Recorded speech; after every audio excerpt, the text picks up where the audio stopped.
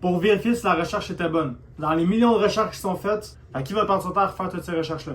Pour me tuer deux nombres qui fait que, par exemple, ça pourrait blâmer plus le fait que justement, bœuf haché, par exemple, la viande, ça serait mauvais. Mais que le sucre, ça serait moins pire que la viande. Puis là, c'est comme les valeurs qui rentrent en jeu. En tant que chercheur, est-ce que tu préfères la vérité ou recevoir peut-être 6 millions de dollars? Parce que je te parle de millions, mais les recherches coûtent beaucoup plus que des millions. Fait que les autres, 6 millions, c'est du sel, là. C'est rien du tout.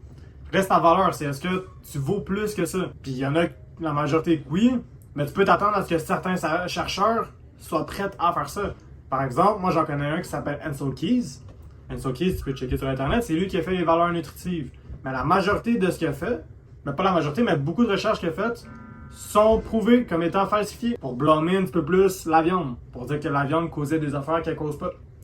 Puis le problème, c'est que ces trucs-là n'ont jamais été démystifiés. On les a juste appris, répétés, puis ça a resté comme ça, c'est devenu la vérité sans même que ça soit vrai au départ. Puis là, démystifier tout ça, c'est dur parce que tu vas à l'encontre de tout le courant de personnes qui disent que non, ça n'a pas d'allure. C'est là où la théorie et la pratique, comme ils collent plus. Puis c'est bizarre parce que normalement, la théorie serait censée coller quand même avec la pratique. Ou au moins, check, avec l'incertitude, avoir une petite différence. Mais là, on parle de résultats complètement opposés. Fait que c'est où qu'on s'est trompé là exactement?